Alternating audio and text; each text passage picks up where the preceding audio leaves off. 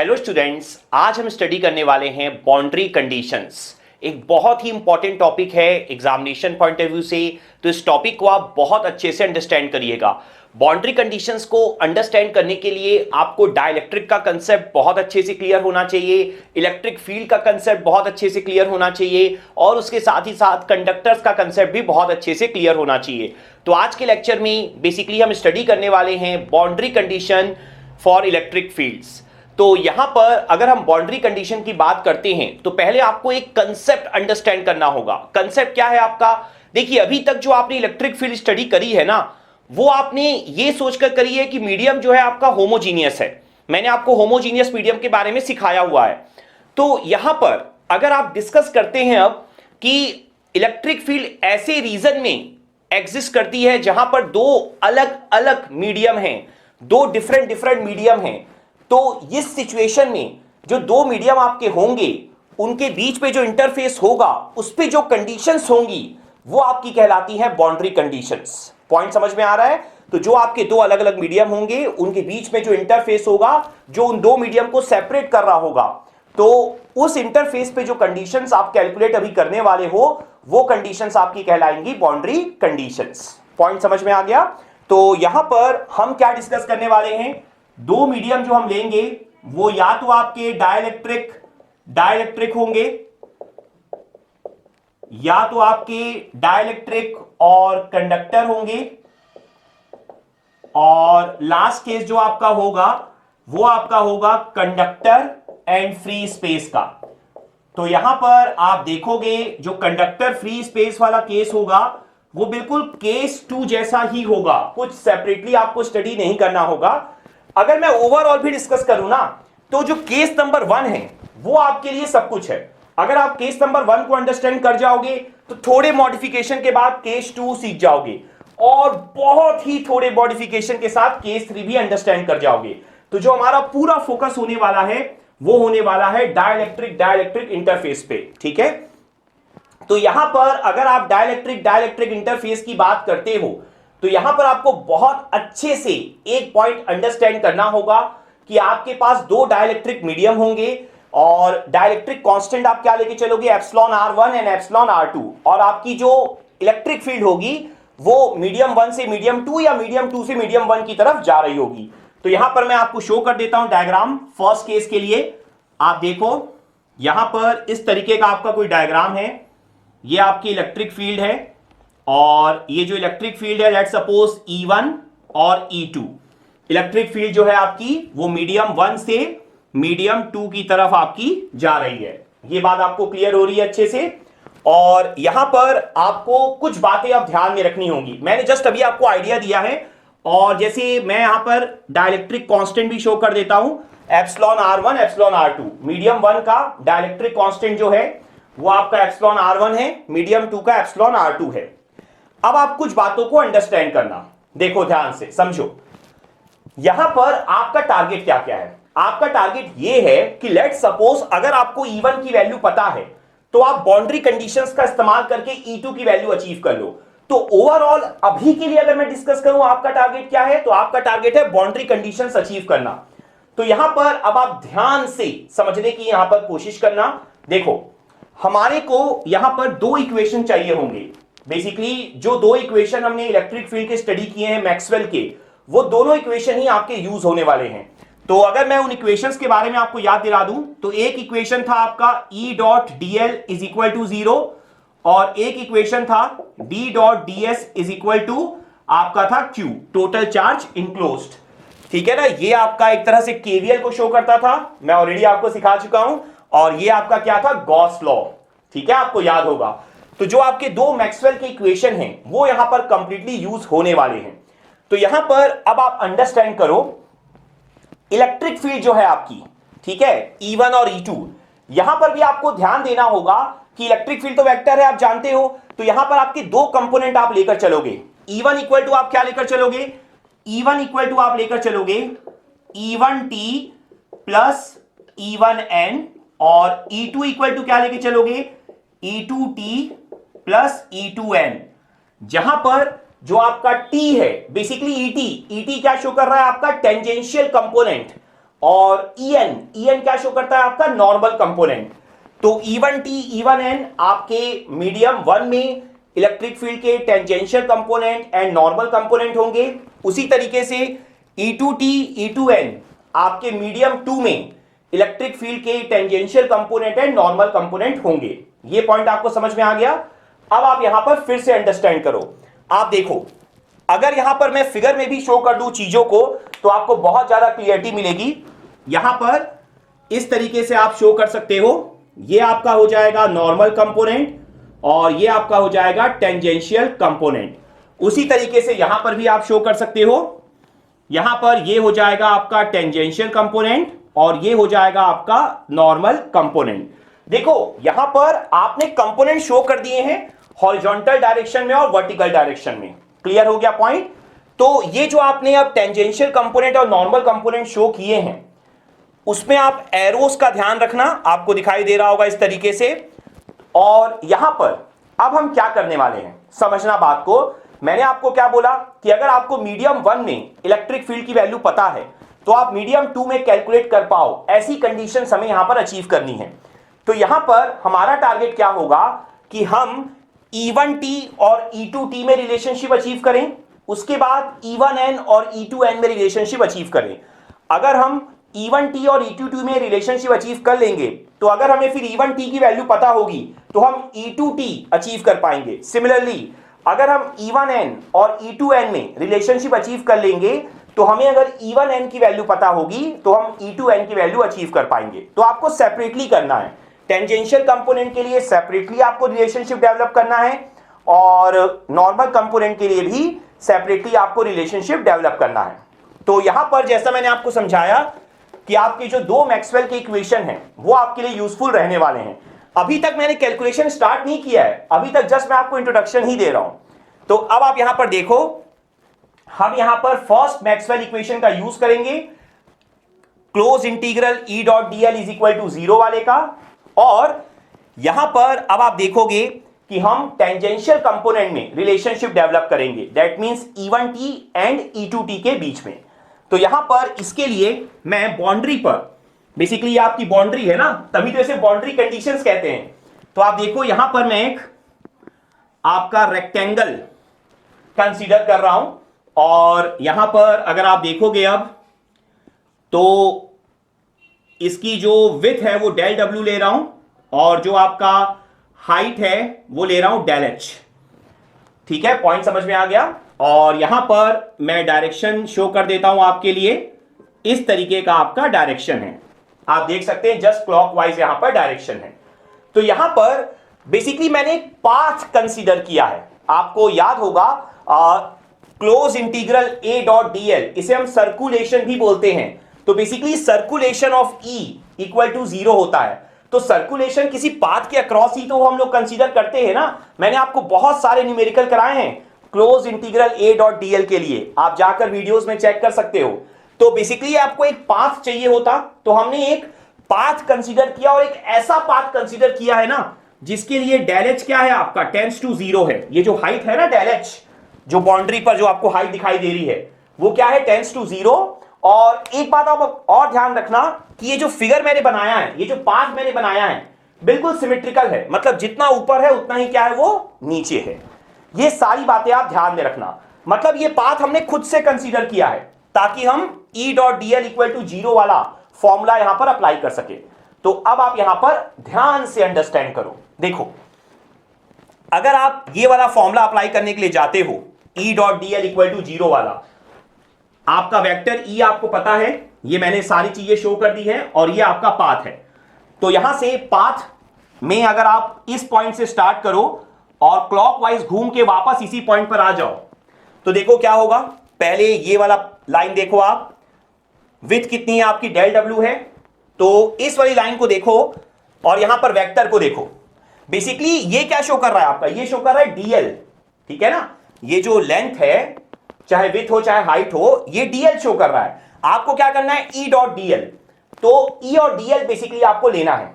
और close integral है मतलब पहले इसके ले लो, फिर इसके लिए, फिर इसके लिए, फिर इसके लिए, मतलब 4 टाइम्स ओपन इंटीग्रल। सिंपल सा लॉजिक है, सबको आपको ऐड कर देना है।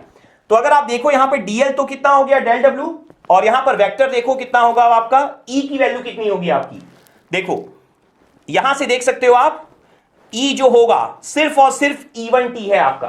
आपको देखो E1N, E1T, E2N और E2T पर फोकस रखना है। पॉइंट समझ में आ गया? किस पे फोकस रखना है आपको? E1N, E1T, E2N, E2T। Clear? सो यहां पर डेल डब्ल्यू से रिलेटेड देखो सिर्फ और सिर्फ कितना है आपका, E1T है। तो आप क्या देखोगे, आप लिखोगे यहां पर E1T इंटू डेल डब्ल्यू, और यहां पर मैंने प्लस में क्यों लिखा है इस बात को समझो। जो E1T का डायरेक्शन है, देखो सेम डायरेक्शन आपका पाथ में भी है। उसके बाद आप नीचे की तरफ आ रहे हो, तो जब आप नीचे की तरफ आओगे तो हाइट तो आपकी डेल एच है, आपको पता है, लेकिन मैंने क्या बोला, जितना ऊपर है उतना नीचे है।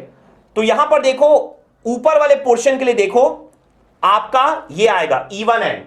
देखो E1N भी ऐसा है और ये ऊपर वाला पोर्शन भी ऐसा है, दोनों का डायरेक्शन नीचे की तरफ है, तो आंसर प्लस में आएगा। तो आप क्या मेंशन करोगे, प्लस E1N और डेल एच बाई 2 लिखोगे। मैंने क्या बताया आपको, जितना ऊपर है उतना ही नीचे है। पॉइंट समझ में आया? उसके बाद आप देखो, फिर आप नीचे की तरफ आ गए, तो यहां से देखो नीचे की तरफ हो आप, तो अगेन आपकी लेंथ कितनी होगी, डेल एच बाई 2 होगी।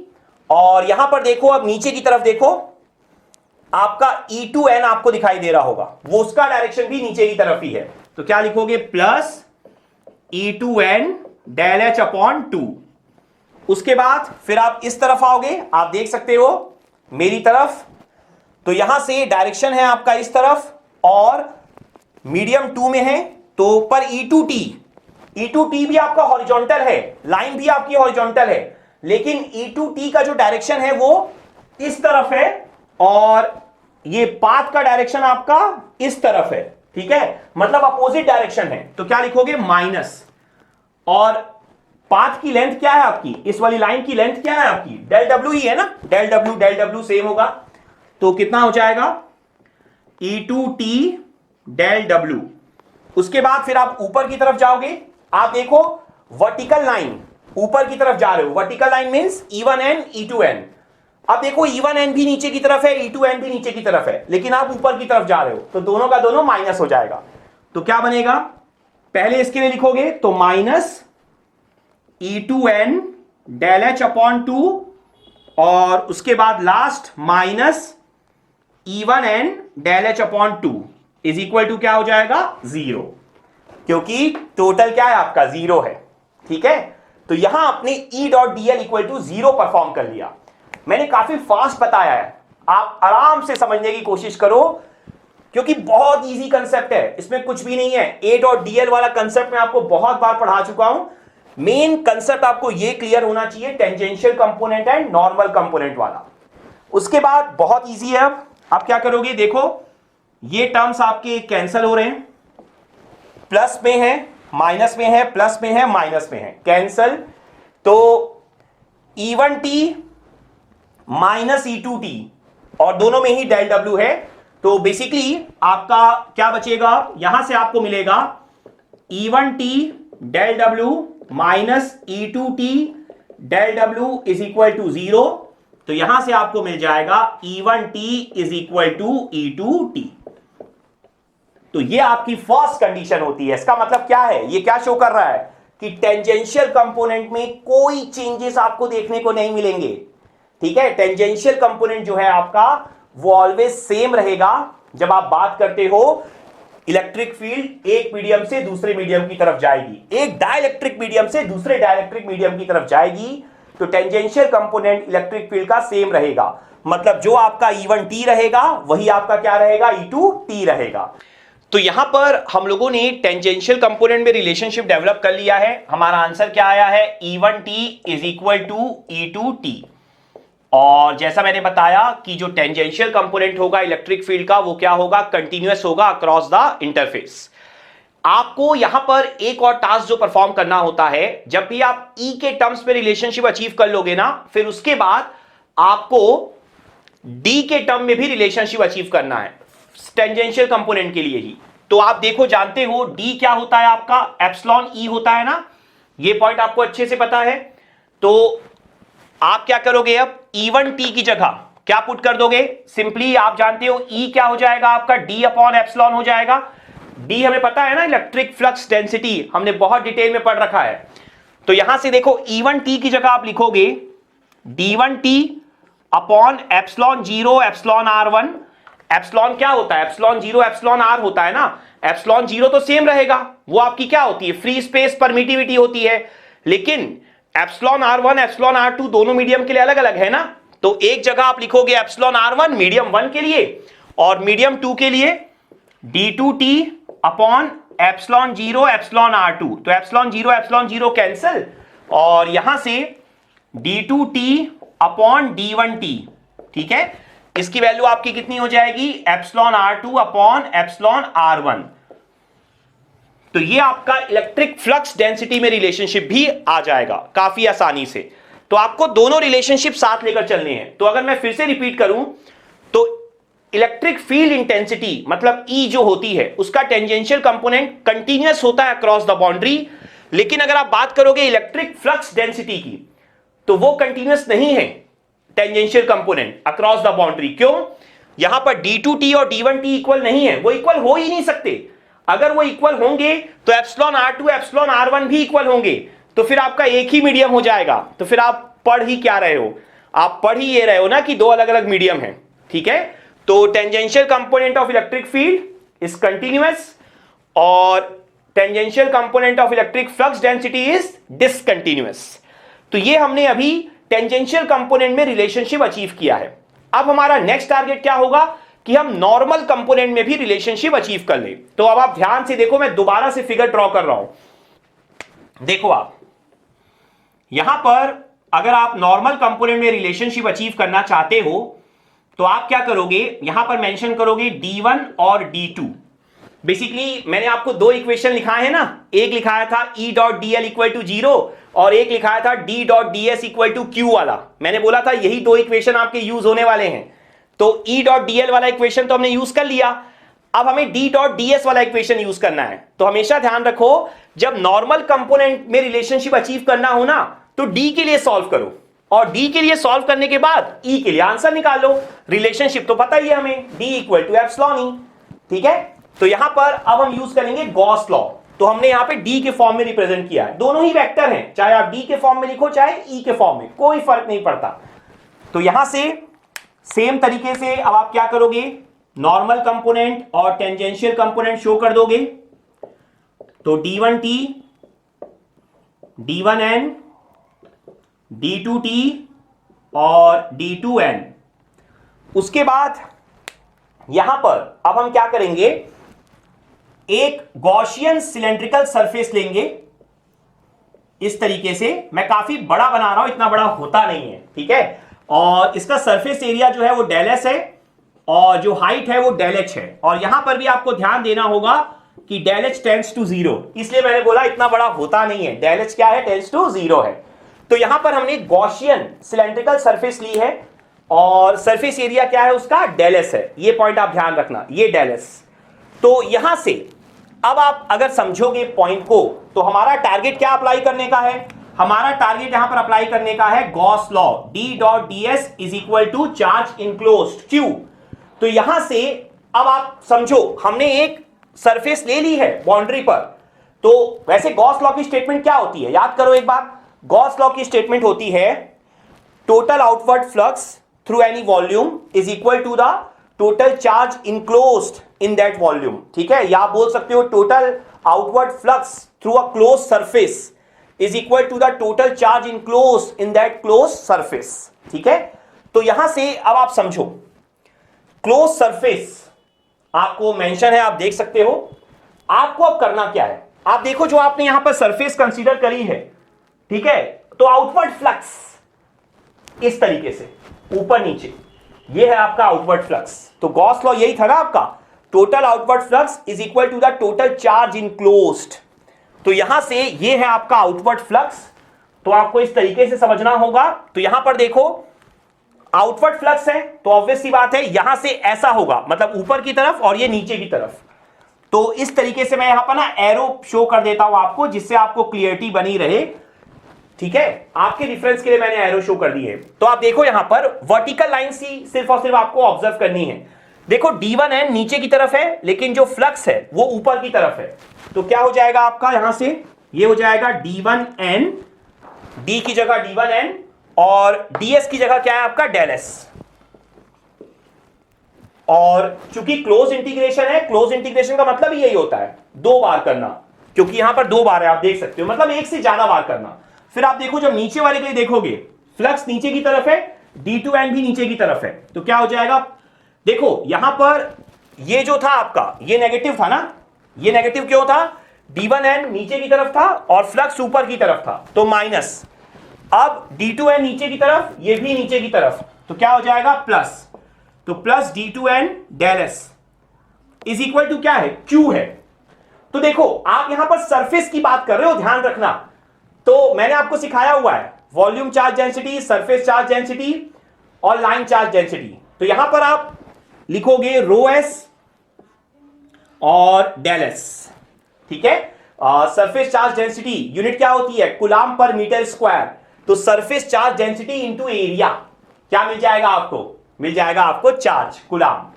तो यहां पर हमने ये मेंशन कर दिया, ठीक है। सो यहां से अब आप देख सकते हो कि आपका जो आंसर आएगा D2n minus D1n is equal to rho S. तो ये आपकी सिचुएशन आएगी, ये आपका रिलेशनशिप आएगा नॉर्मल कंपोनेंट में, ठीक है। हमने यहां रिलेशनशिप अचीव किया है इलेक्ट्रिक फ्लक्स डेंसिटी के लिए। यहां पर आप एक बात और ध्यान रखना, यहां पर मैंने ये मानकर चला है कि बाउंड्री पर चार्ज प्लेस किया गया था, तभी तो आपने Q या रो एस मेंशन किया है। लेकिन सपोज करो कि कोई चार्ज प्लेस नहीं किया गया था, चार्ज फ्री रीजन था वो। तो अगर आप चार्ज फ्री रीजन लेकर चलते हो, एक इंपॉर्टेंट केस लेकर चलते हो, चार्ज फ्री रीजन, जो कि आपको ध्यान में रखना है, ज्यादा इंपॉर्टेंट केस है एग्जामिनेशन पॉइंट ऑफ व्यू से। वैसे आपको ये केस भी ध्यान रखना है, इस पे भी एग्जाम में क्वेश्चन आ चुका है, तो बहुत लोग सिर्फ इसको याद कर लेते हैं, ठीक है। तो अगर आपका चार्ज फ्री रीजन होता है तो D2n इक्वल टू D1n आपको मिल जाएगा। तो चार्ज फ्री रीजन के लिए आप बोल सकते हो कि normal component of electric flux density is continuous across the boundary, क्योंकि दोनों इक्वल हैं। लेकिन चार्ज फुल रीजन के लिए आप नहीं बोल सकते। तो मैं फिर से रिपीट कर रहा हूं कि जनरली जब आप सिर्फ फॉर्मूला रटते हो ना, यकीन मानो, तब आप सिर्फ इसी को रटते हो, क्योंकि ये ज्यादा इंपॉर्टेंट लगता है, काफी क्वेश्चन इसी फॉर्मूले पे आए हैं। लेकिन आप देखोगे कई बार क्वेश्चन, बहुत लेस टाइम लेकिन आए हुए हैं इस फॉर्मूले से भी।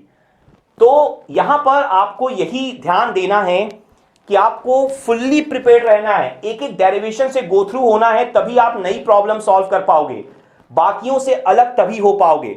मैंने पहले भी एक बार एग्जांपल दिया है कि अगर एग्जाम में 70 मार्क्स लाने से आप सक्सेसफुल हो जाते हो लाइफ में, कोई भी कॉम्पिटिटिव एग्जाम आप दे रहे हो, तो आपको यह बात ध्यान रखना होगा, 100 में 70% की बात कर रहा हूं मैं एग्जांपल ले रहा हूं, तो आपको यह ध्यान रखना होगा 50 तो मेहनत करके हर कोई ले आएगा, लेकिन जो 50 to 70 का है ना, वो इन्हीं चीजों पर डिपेंड करता है कि आप किस तरीके से अप्रोच करते हो, किस तरीके से आपने सारे डेरिवेशंस को समझा है, उनको इंप्लीमेंट करना सीखा है प्रॉब्लम्स में, तभी आप वो 50 to 70 का जो पाथ है वो क्रॉस कर पाओगे। ये पॉइंट आप हमेशा ध्यान रखना, ठीक है। तो ये D2n इक्वल टू क्या हो जाएगा आपका D1n। ये मैं चार्ज फ्री रीजन ही लेकर चल रहा हूं। अब उसके बाद अगर हमें D2n और D1n में रिलेशनशिप मिल गया, हम जानते हैं D की वैल्यू क्या होती है, एप्सिलॉन E। तो यहां से आप क्या लिखोगे, आप मेंशन करोगे एप्सिलॉन 0 एप्सिलॉन R2 D2 की जगह, और क्या लिखोगे E2n is equal to epsilon 0 epsilon R1 E1n। देखो D की वैल्यू एप्सिलॉन E होती है, एप्सिलॉन क्या होता है, एप्सिलॉन 0 एप्सिलॉन R। एप्सिलॉन 0 तो सेम रहेगा, एप्सिलॉन R2 होगा मीडियम 2 में, एप्सिलॉन R1 होगा मीडियम 1 में, वही मैंने मेंशन किया है।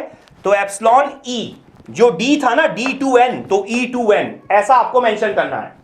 तो एप्सिलॉन 0 कैंसल, और E2n अपॉन E1n, इसकी वैल्यू आप देखो कितनी आ जाएगी, इसकी वैल्यू आपकी आ जाएगी epsilon R1 upon epsilon R2।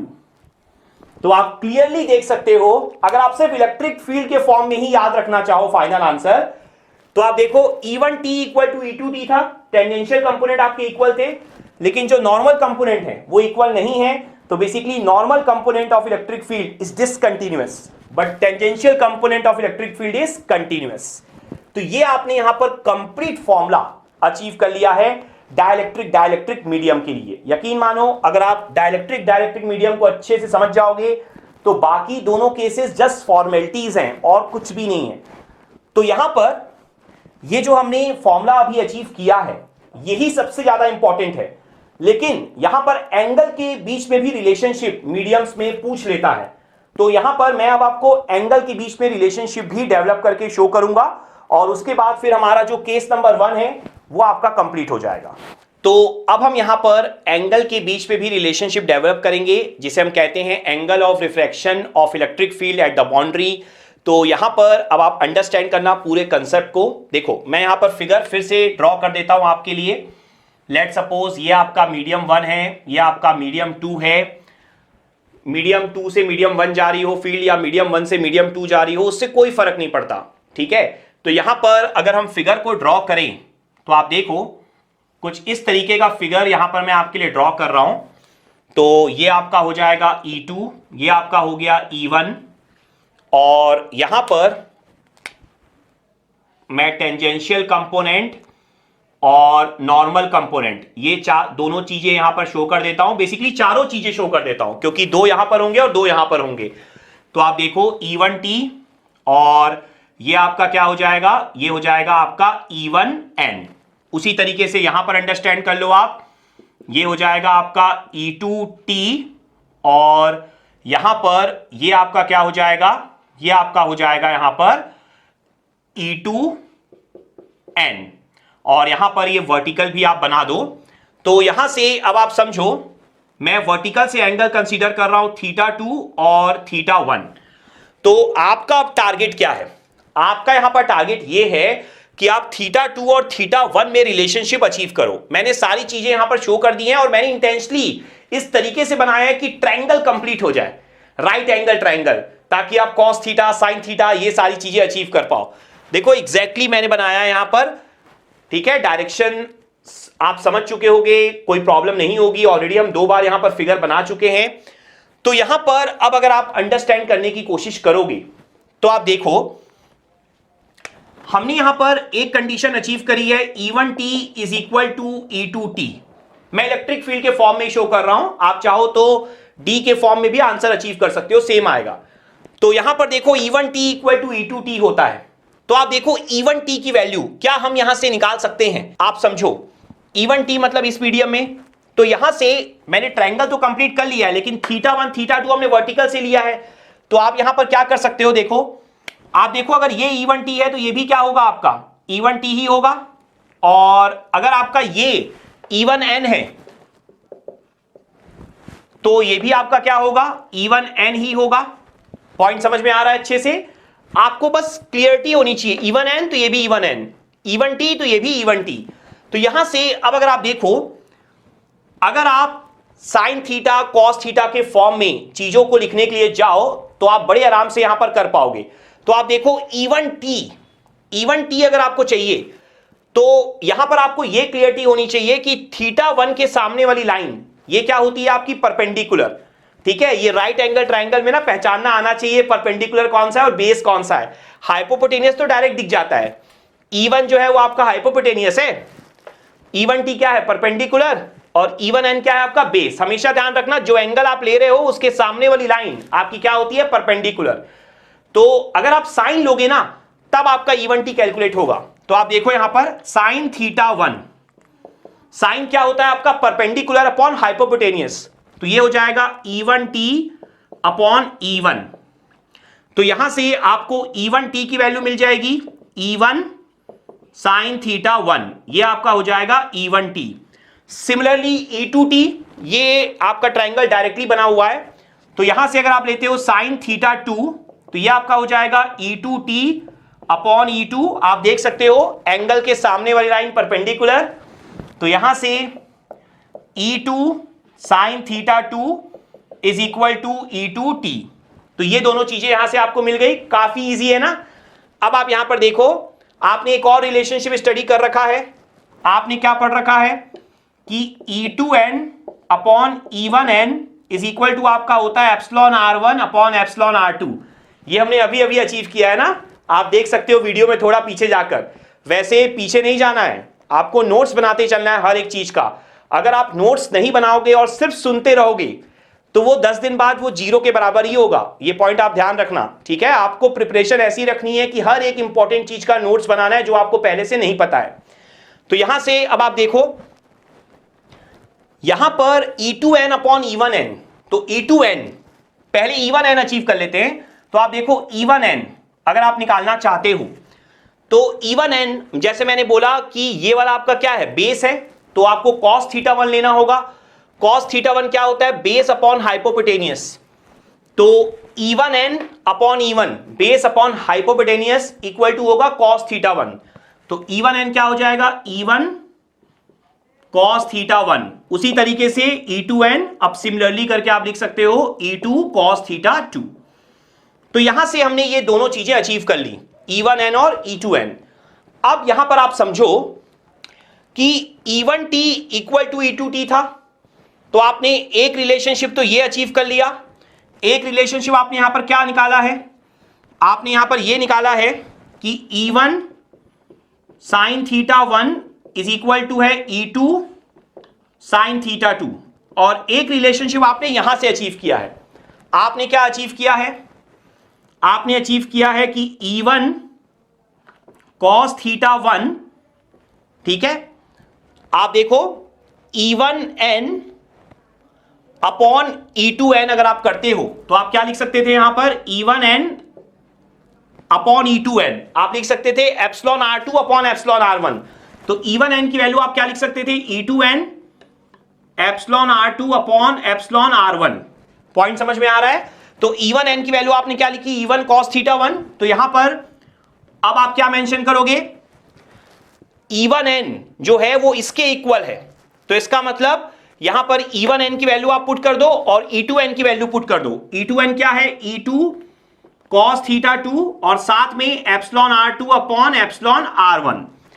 यहां से जो दोनों चीजें आपको मिली हैं, अगर आप सिंपली यहां पर डिवाइड कर दो दोनों इक्वेशन को, E1 E1 cancel, E2 E2 cancel, तो ये आपका कितना बन जाएगा, tan θ1 इज इक्वल टू, ये आपका नेक्स्ट क्या बनेगा, देखो E2 E2 कैंसल, तो tan θ2 ये आपका एक बनेगा। और उसके बाद देखो आप डिवाइड कर रहे हो ना, तो डिवाइड करने के कारण एप्सिलॉन R1 ऊपर चला जाएगा। आप देखो दिस डिवाइड बाय दिस, तो this by epsilon R2 by epsilon R1, तो एप्सिलॉन R1 सबसे ऊपर जाएगा। तो क्या बनेगा, epsilon R1 upon epsilon R2। तो यहां से देखो फुल एंड फाइनल आंसर क्या आ गया, tan θ1 upon tan θ2 clear equal to कितना आ रहा है आपका, epsilon R1 upon epsilon R2। तो ये आपका फुल एंड फाइनल आंसर आ जाएगा, ठीक है। इसे हम क्या कहते हैं, angle of refraction for electric field at the boundary. समझ में आ गया अच्छे से। तो ये आपकी कंडीशंस थी जो हमने अचीव करी हैं डाइलेक्ट्रिक मीडियम के लिए। इसके अलावा जो दो मैंने आपको और मीडियम बताए थे, like conductor dielectric and conductor free space, वो हम नेक्स्ट लेक्चर में कवर करेंगे। जैसा मैंने पहले भी बोला, वो जस्ट एक फॉर्मेलिटी है। अगर आपको ये कंसेप्ट क्लियर हो गया है तो वो आप बड़े आराम से अंडरस्टैंड कर पाओगे। इसके अलावा जैसा मैंने स्टार्ट में बोला था, ये टॉपिक बहुत इंपॉर्टेंट है, तो हम आगे आने वाले लेक्चर में कुछ प्रॉब्लम भी डिस्कस करेंगे, कुछ इंपॉर्टेंट प्रॉब्लम डिस्कस करेंगे, ताकि आपको ये टॉपिक और अच्छे से क्लियर हो जाए। तो आज के लेक्चर में इतना ही। Thank you.